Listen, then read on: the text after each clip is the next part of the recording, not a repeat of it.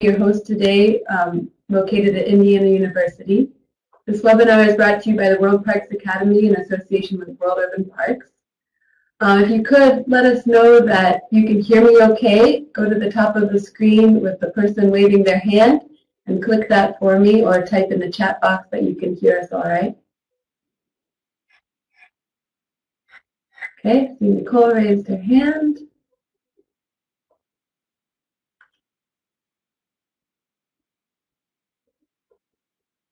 Make sure everyone can hear us before we get started.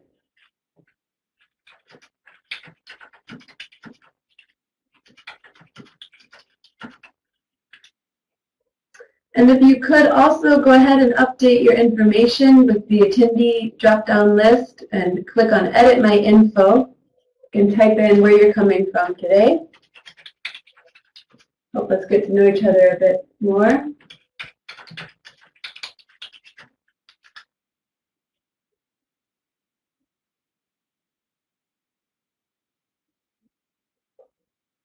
And maybe if I speak closer to the microphone, it'll be more clear. Can you hear Emmanuel okay? Can everyone hear me?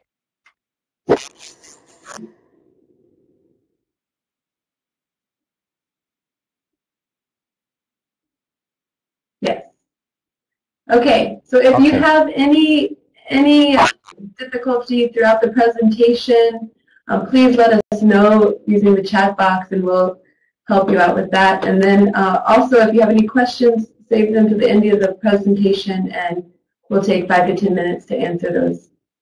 All right, and turning it over to Emmanuel, we have Manuel Morocco from Johannesburg City Parks. He is the regional manager there and also a specialist in horticulture, speaking on the social and health benefits of parks. All right, all you, Emmanuel. Okay, thank you, Hannah. I see Stephanie is saying, I can hear you, but you are very muffled. I'm not sure if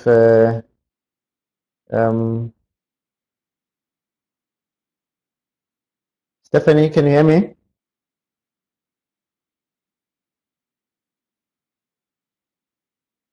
Okay, thank you. As I was introduced by Hannah, my name is Emmanuel Maphorogo and I am working for Johannesburg City Parks and Zoo from South Africa. And if before I can start, perhaps maybe ask the participants. I see we've got Ingrid, Nicole, Stephanie, if perhaps we can introduce where you are and maybe what you are doing in your area, then we can start. Ingrid, can you go first?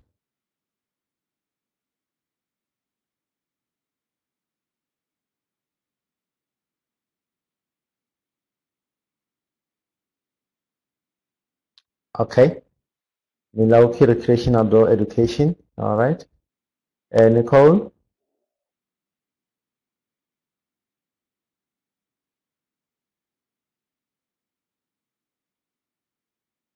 Okay. Nice to meet you. Thank you for making time to listen to my presentation. All right.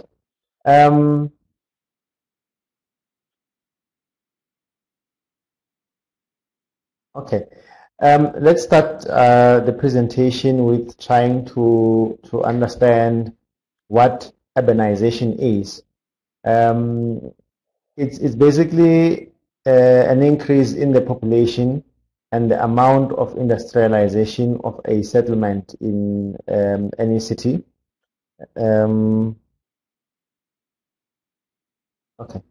And it symbolizes movement of people from rural areas to urban areas. And this is mainly because people are looking for better opportunities.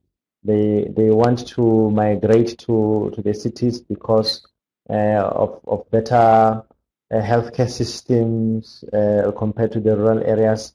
With reference to what we go through here in South Africa. As urbanization occurs, it comes with its own challenges. So this picture, you can see all over the world how urbanization is occurring. And in Africa, countries like South Africa, the tip, and Botswana, this is where more and more people are moving into the cities, and this puts pressure on our resources and facilities. So if when we look at the projections, how things are going, it shows that the population is actually increasing every year. So we're going to have more and more people living in cities. Now, some says the world population is expected to double by the year 2050. As I mentioned earlier on, more people will be living in the cities. And it's not just any specific country or continent's problem, but it's throughout the world. And urbanization will cause an increase on residential dwellings because people are looking for shelter. It's a basic need that they require. International average standards, it says that 600 people should be able to access 1 hectare of public space. So some cities, I mean, if you can look at the photographs that I have there, I took these when I was landing in the Philippines, in Manila. So areas like this shows that this standard, it will be difficult to achieve. And this is why now people like us have got a role to make sure that whatever spaces are left, we conserve them. And when more development happens, we should be able to have this number in mind to be able to cater for them as well. Sorry, I moved too fast there. Now, as urbanization occurs, it comes with its own problems. Some of them are environmental degradation, and worsening water pollution, excessive air pollution, noise and waste pollution, and this happens mostly in the cities, as also urban heat islands. This is where the temperature of the areas around the city increases because of excuse me, because of the buildings, the tall buildings that absorbs all the heat. So another issue is depletion of natural resources due to deforestation and reduction of biodiversity, and also creation of slums. And this comes with challenges such as land insecurity, poor living conditions, unemployment, crime, and also the fourth one, accelerated population growth. And this also creates not just the slums, but also the suburban areas for those people who are fortunate enough to be able to get employment.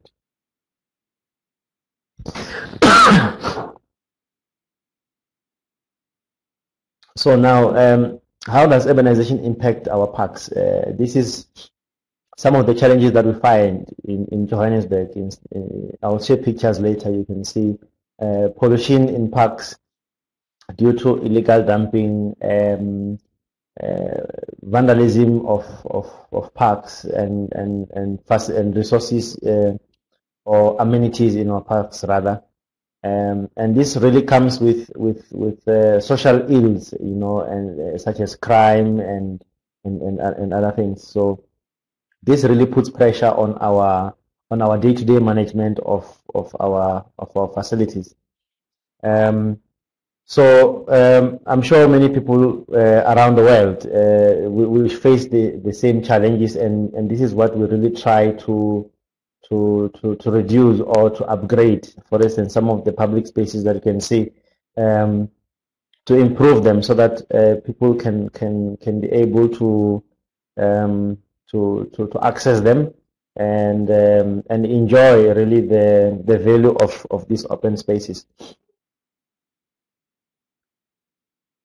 this is just a background of Johannesburg. I won't say much on it, but basically Johannesburg was formed during the gold rush around 1886 when gold mining occurred. And as time goes, the city is growing. I mean, we've got 4 million people now living in Johannesburg, so which really puts these resources or our facilities under pressure. So these are the example of some of the challenges that we face. If you can look, public spaces that are completely taken over by homeless people, and we try our best to to manage the situation. You can see here how the continuously we try to improve these public spaces and make sure that they are cleaned and it's safe for everyone that would like to use them.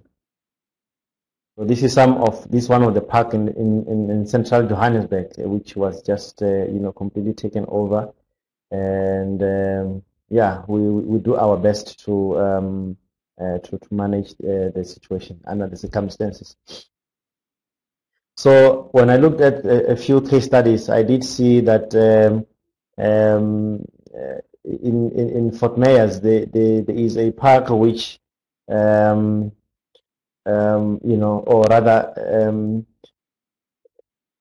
sorry, excuse me, a bit of throat irritation. Studies showed that there was a drop in arrests or in crime statistics on juvenile after a recreation center was built in this specific area, and really the study found that when there are public spaces that children can be able to utilize and programs are made or are made available for children to be able to participate on, so it takes them away from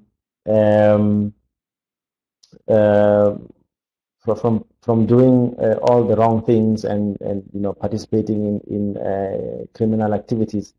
So the same goes to a study to determine the impact of the community in social control of public spaces in Chicago, and it found that parks promoted unity and it deterred disorder and reduced the level of physical and social disorder.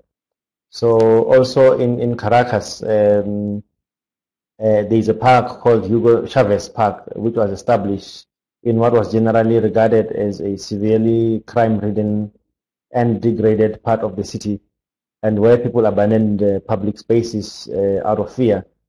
And it was hoped that the park would help to bring new beneficial social activities to the rundown areas and reduce crime within the city. So these are some of the success stories that shows that parks really can play a very big role in our society. And I'll show you a few examples of proof of urbanization, and we call it it's a bridge between the have and the have not. And yeah, this is a photograph which was taken in Caracas, and you can see the informal housing living along the highway, and just across it's the city center itself. Excuse me. And this is a photograph taken in Cape Town.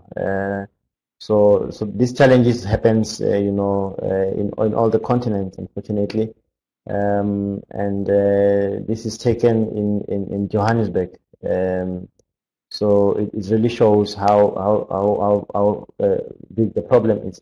Now, earlier on I spoke about the heat island effect. So plants and parks really play a big role, as urban areas have more hard structures than rural areas, and the air temperature increases. So parks break up reflected heat from these hard surfaces on summer days to bring a cooling effect through the shade they provide. And the heat reflected by hard surfaces increases the air temperature during the day. So parks really contribute to reducing air temperature. And now, when we develop these parks, moving forward, there are a couple of questions that we really have to ask ourselves. For instance, who will access the park and why would they do that? How far are people willing to travel? What type of recreation do people want? And if we can start answering these questions, it will enable us to create parks and public spaces that the communities appreciate and assist in terms of looking them, rather than just going ahead and we roll out our plans and you find that the communities are not really playing their role in terms of looking after the park because it's their facility at the end of the day. And important things also is public participation, budgeting, because it doesn't end there. There has to be maintenance that needs to be done. So my experience is that most of the time we focus mainly on developing new parks, and in those plans there isn't much emphasis on how much it will cost, maybe over a period of a year or 5 years or whatever the case may be, to maintain this area. Also, what's also important is monitoring and evaluation, to be able to monitor the quality, to make sure that our parks are up to standard. I will show you a few slides of some of the parks that I've visited, which really are an epitome of what we are trying to achieve. And lastly, there is legislations all over the world, that, or different countries, that we need to adhere to. So rolling out these plans, we must make sure that we're still within the limits of the legislations or regulations. And the challenges that managers face, coming back from the previous slide, it's sort of limited resources, or budget rather, and this is due, through my experience, that there are other departments, as we mentioned earlier on, with urbanization, competing needs. For instance, housing, water and sanitation, food. Those basic resources that people require. So we find ourselves having to, juggle between the two.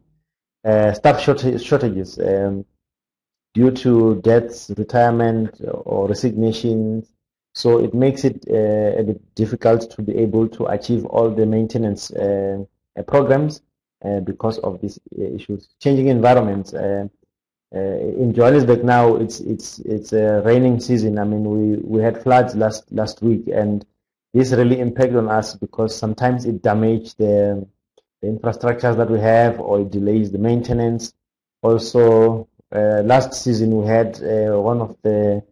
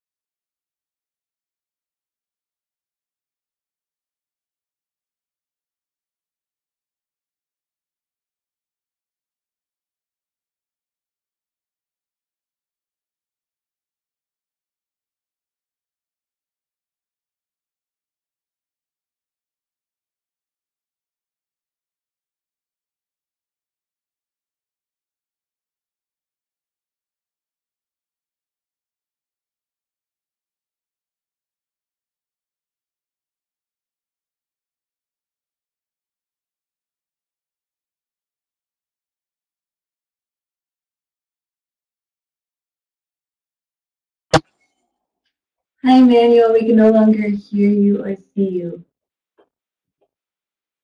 Are you still there?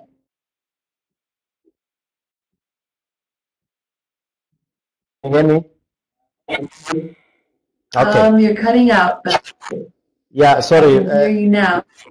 Yes, sorry, I lost the internet connection, so I'm back online now. Okay. All right. Um, I was saying, this is some of the, the images that shows children enjoying the outdoors, being supervised by mummies and daddies and really enjoying the outdoor space. So these are some of the parks that we develop in Johannesburg. It's not just a park that you just go and sit and have a picnic, but you can have school programs. Most of these parks are next to schools. So earlier on, when I spoke about having programs for children to be able to participate on, I mean, you can see how the children enjoy the outdoor space and having a soccer tournament. And this was a park in Basel, in Switzerland, that I took when I visited. I was just so fascinated on how children enjoying it's a water feature that can be turned off to a splash pool, and I'm advised that in winter, when everything freezes up, it becomes a platform for people to learn how to ski. So maybe I should visit there in winter to learn how to ski. So yeah. Um, Now continuing, parks add value to the cities because they promote active living by socializing, and also function as flood mitigating and carbon sequestration features in polluted cities, and in any city for that matter. And in an African context, parks are used as gathering places to discuss matters affecting relevant communities.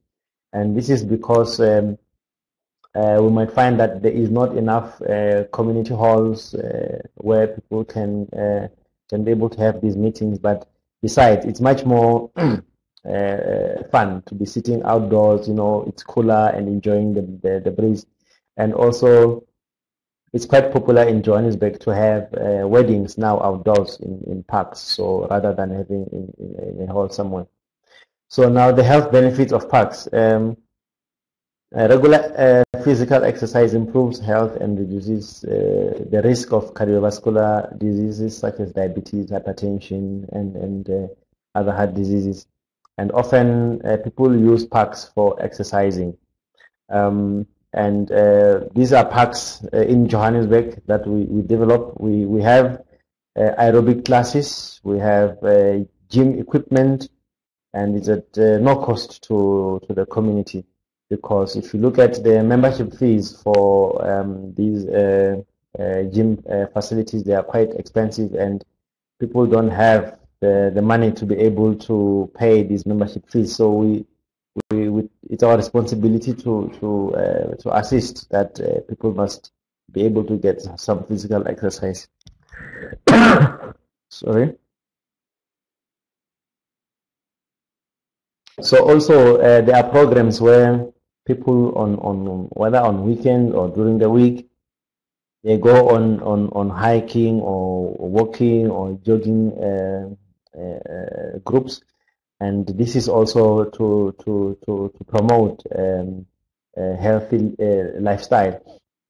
And also parks assist because they promote mental well-being, in that sometimes you feel a bit stressed, you've had a long day, but if you go out into a park, it's more calming, more soothing. So yeah, it assists in that regard. This is one of the parks that we have in Johannesburg, where we bring another element of adventure to it. Walking on a zip line. There are programs that we take young and old to be able to participate. The same zip line, anyone can of any age can be able to use it. So I remember when I was at a conference in Cape Town, a presentation by Jill Penelosa. It talked about the 880 concept. So which really it's a very good initiative, which try to accommodate everybody in one area. So examples of some really great parks that I've really seen. Let's share the images. These are the parks that I saw in Basel, in Switzerland, and this was, I think it was in Zurich, and this one was in Paris. And also this was in Zurich. These are on we call them sidewalks or main arterials in Johannesburg. So linking up public transport with spaces like this when people are waiting for the train or the tram or the bus, so they can be wandering around enjoying the beauty. So this is what it's ideal for us to achieve. This is also still in Europe. This was in I think it was in the Euro somewhere, and this one was in, where's my pointer? This one was in England. I think it was around 2004 when I went to the United Kingdom. So it was just fascinating to see how lawns can be incorporated with bulbs, and yeah, it's some really great sight to see. Now, some really great examples of our parks in South Africa. This is a Botanical Gardens in Durban. Also, children waiting for their transport to come pick them up to go home. They can have games, they can play, enjoy, exercise at the same time. And this one is the Japanese garden, also in Durban. And this is really also in Durban, the Botanical Gardens, a garden for medicinal plants, and the labels of the plants are in braille, so even the visually impaired can be able to read and get information out of it, which I thought was a really great idea. This is the Botanical Garden in Johannesburg. It's called Walter Sisulu. Some really great site, waterfall. This is beautiful because it links up with we call it a copy, a mountain range. It's not that high, but you can be able to enjoy the more formal amenities, or you can take a hike and walk around, in the rocks. And this is the Innisfree Park in Johannesburg, and this is the Zoo Lake in Johannesburg as well. This is the main botanical gardens in Johannesburg.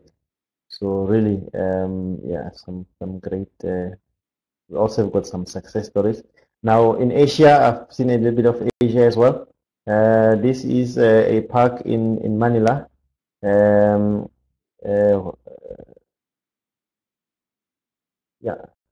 This one, and also this is in Manila.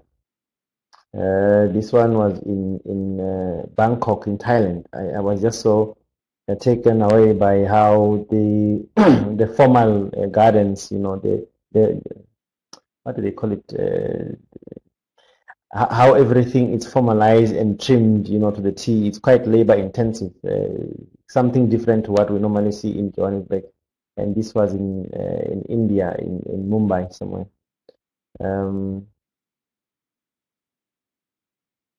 So now also when I was in Basel, I saw this concept which was quite interesting. It's a place where these flowers are there in the community, and people can just come there, and you come and harvest yourself, but you also contribute by assisting in terms of maintenance, which I think it's good to be able to get the communities to engage and and teach them gardening skills, or children, they can be able to participate in doing that. So I was fortunate enough to pick a few flowers as well.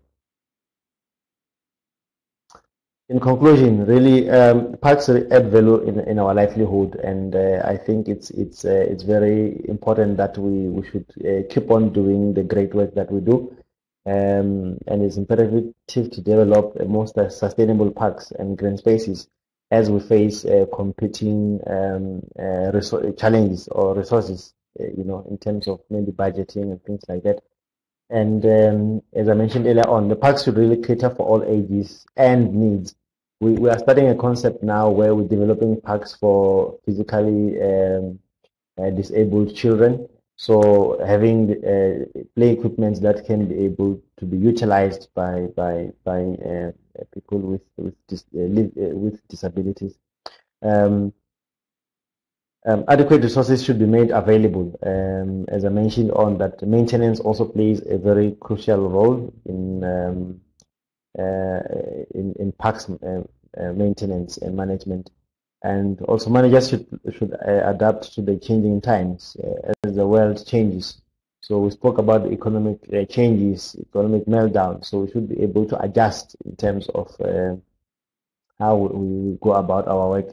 And also very important, participation at work platforms such as this. I think it's very important to be able to share experiences. It's quite expensive, especially for us, in Africa, to be able to travel and see the world. But platforms like this, we can be able to engage and share experiences. And where we've got challenges, perhaps other people have gone through that phase, and they can be able to share what their experiences were in terms of dealing with those issues. So I think it's very crucial, and all these will contribute positively to social health and welfare of the communities that we serve. Yeah, those are my references and acknowledgements, and thank you really for being able to be given this opportunity to do my presentation. This is my first of many presentations, I hope, to be able to share with you colleagues, and I thank you. So this last photograph that you see here, this is a village where I was born, up in the northern part of South Africa, in the middle of the rural areas. So there's a program for pensioners to play soccer. So the old lady that you see here is my grandmother. So I mean, these people are in their late 60s, 70s. So it's really good to try and get them. I know they live a busy or a more physical lifestyle because of the rural areas, but it's also good to get them so that they get some exercise as well. Okay, so I will try to answer the questions.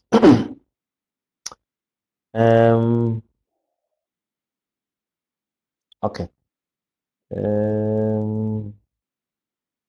Where is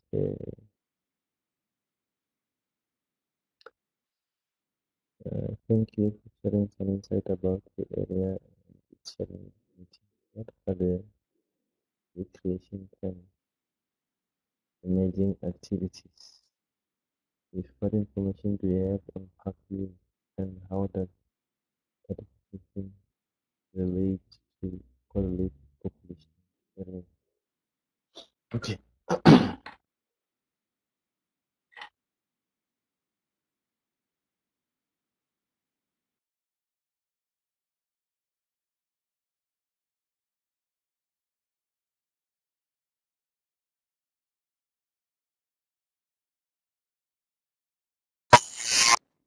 Hey, Manuel, that was really interesting. Thank you.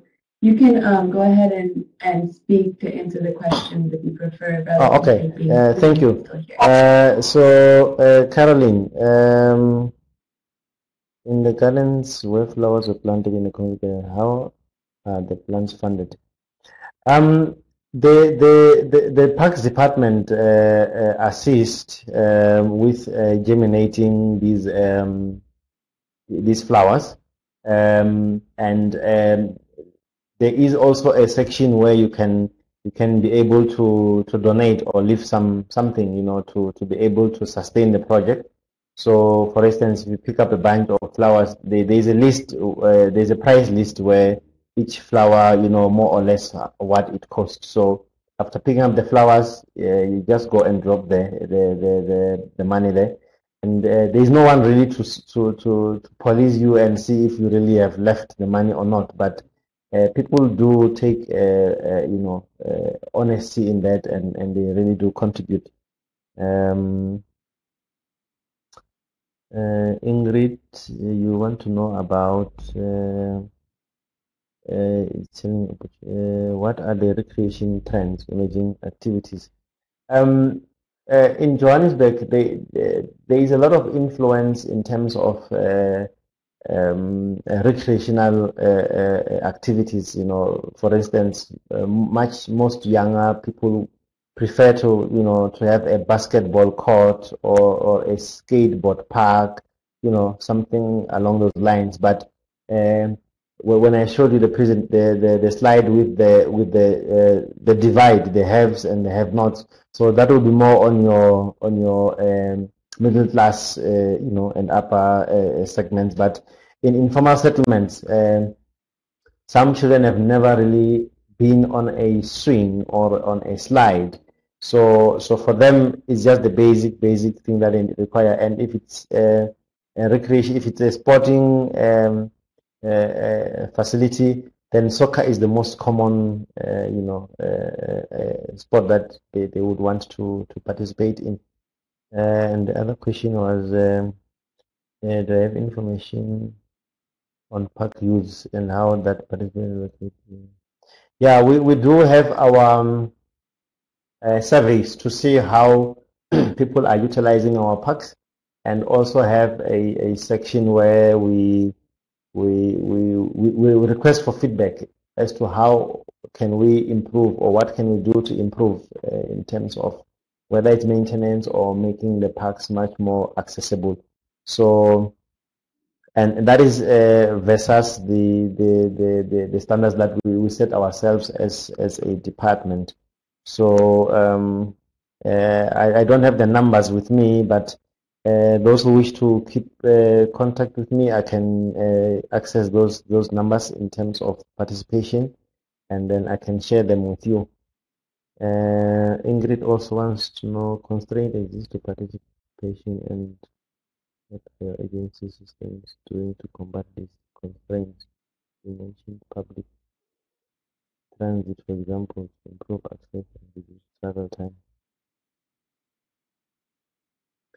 Ingrid, I'm not sure if I understand. Perhaps maybe you can rephrase your question about what constraint exists to participation, and what are your agencies or systems doing to combat those constraints. Maybe you can a little bit explain what constraints, maybe rephrase that question. I'll come back to it. We have been able to document health benefits of new parks areas. Have you been able to document? Yes, we have the programs that we have for the we call them green gyms.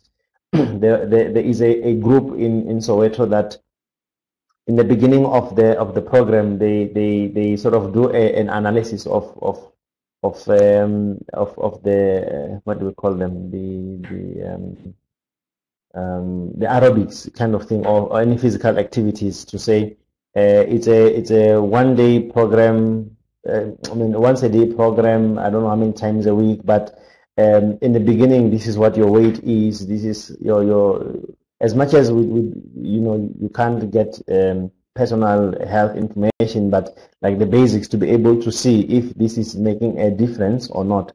So I can actually get some of those that information to share with. Very extreme poverty, it sounds like. Yes, there is. If you look at South Africa as a whole, I'm not sure Johannesburg what our unemployment rate is, but in Johannesburg, we're sitting with 30%. In South Africa, unemployment rate it's at 30%.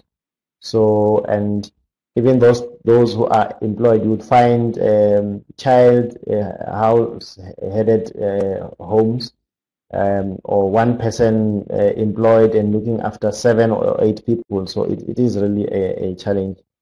Do people perceive discrimination? Are people afraid to go to parks?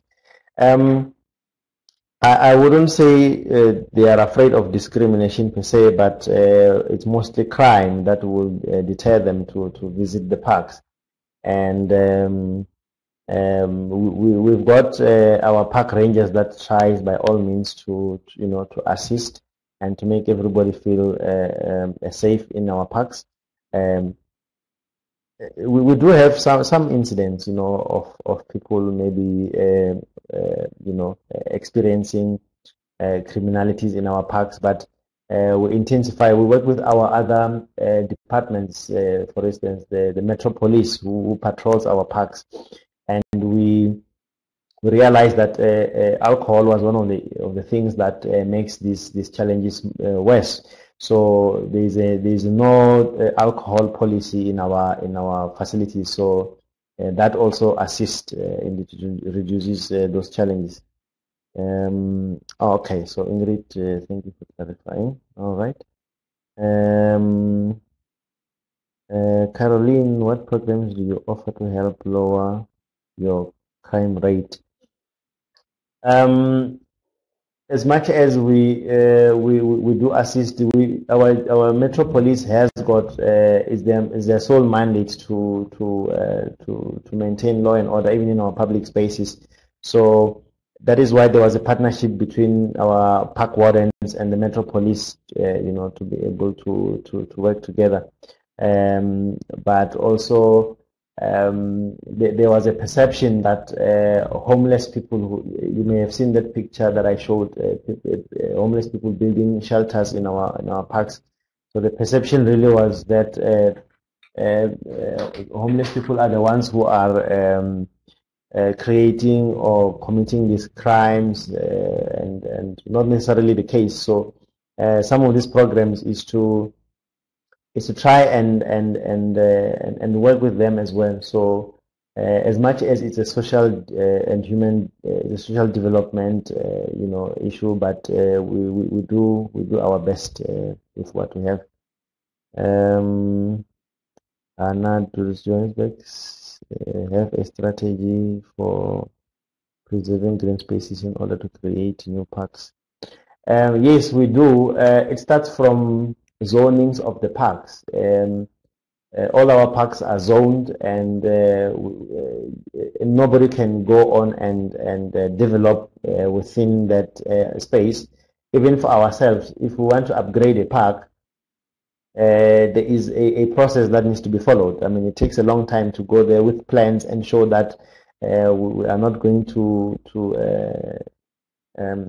destroy what we have. And also there are people who are eyeing these public spaces, especially residential developments. They would come and sell us ideas that if you have a park which is, for instance, 40 hectares, give us 5 hectares to develop for residential areas, then we maintain the rest. So those are some of the issues that we find, but our policies are quite strict, and we don't sell the land for private developers. So I think it's just in the still to develop residential dwellings where we work with town planners in the platform, still in the planning phase, to be able to lobby and say, look, you're expecting to bring 5,000 people in this area, so this is the amount of space that I want zoned for public spaces. And the experience is that we work well with everybody, that we are able to achieve that. Caroline, my question had more to do with what recreation and social programs do you offer? Okay.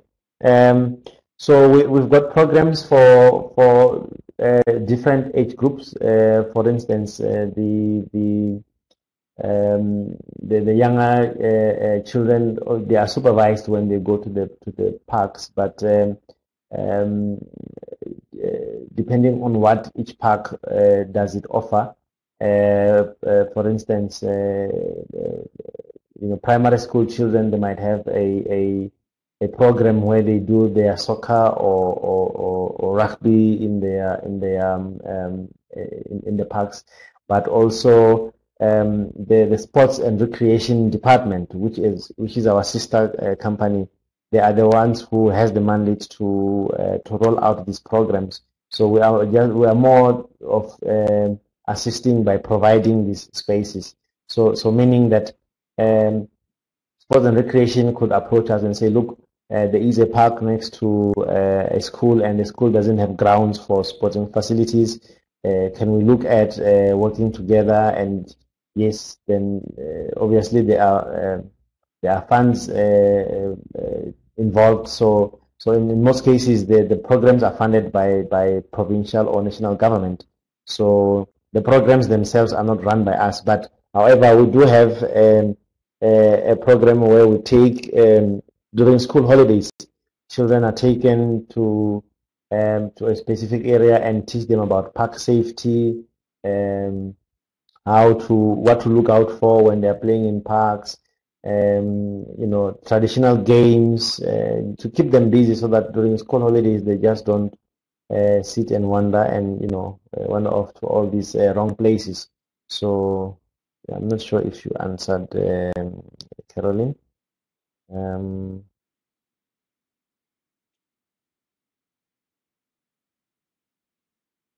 I was still there.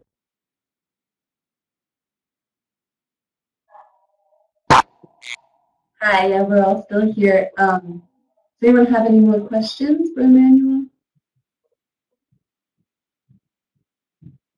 We have about 8 minutes left, so if you have any questions you would like to ask Manuel, that would be fine too. Yes, I'm interested to. I see Carol. Oops, sorry, the background is still okay. It's much better. I'm just interested to Anna. Can you hear me? Yeah, sorry, I'm still. Okay, there must be something happening to my. I can hear myself. Maybe it's my earphones. I don't know. Nicole, recreation outdoor education. If possible, maybe you can share what your experiences are. In your workplace. How do you do you also work in a way similar to what we do, linking up public spaces and your recreation programs, and also Caroline, I just want to see what Caroline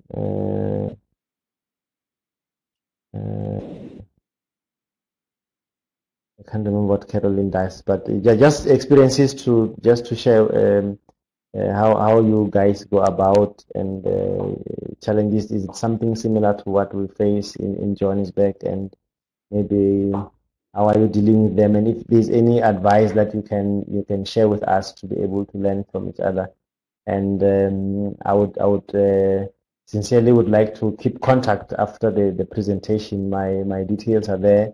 We can write to each other, and maybe next time I find myself. Oh yeah, and also perhaps if we can share which countries you are from, and then maybe next time I visit there, we can meet and network a little bit. Thank you.